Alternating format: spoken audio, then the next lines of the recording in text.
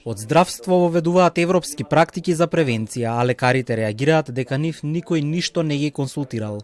Програмата за превенција на рак на грлото на матката пред половина година претрпи измени и сега бесплатен ПАП тест им следува на жените на 3 години, наместо на една.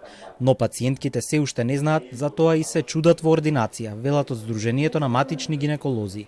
Доктор Душко Филиповски критикува дека Министерството за здравство го остави него и неговите колеги на цедило.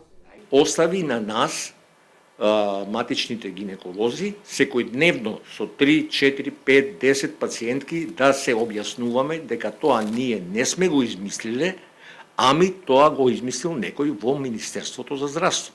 Кај пациентките следува ПАП тест со партиципација од 60 денари, кој што се чита во наши референтни лаборатории, кои што имаат склучено договор со Фонд за здравство, и следува по новиот протокол на 3 години и 1 ден од последниот ПАП тест. Од Министерството за здравство тврдат дека нема промени во грижата за женското здравје. Националната комисија за превенција на карцином на грлото на матката спроведува активности во согласност со европските стандарди. Оттаму велат дека потребно е секоја пациентка и понатаму еднаш годишно да се јави на гинеколошки преглед кај својот матичен гинеколог, а тој утврдува дали треба да се прави ПАП тест, микробиолошки исследувања, ХПВ типизација и друго.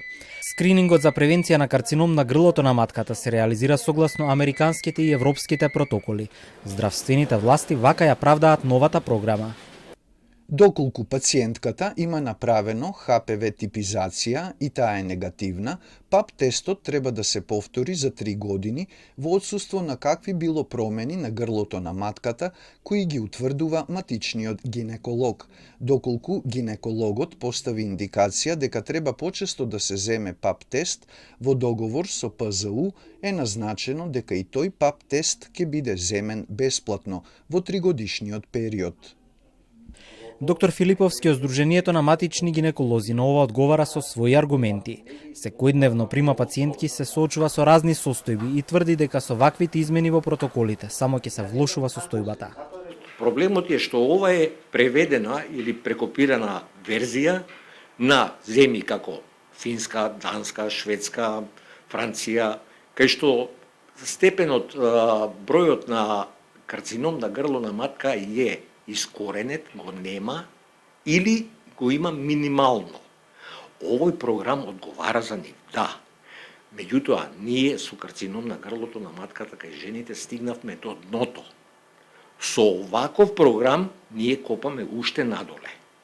За оваа одлука на Министерството за здравство гинеколозите дознале преку допис во кој само ги известуваат за промените, без никакви консултации со нив, ниту обид да се слушне нивното мислење, вели доктор Филиповски.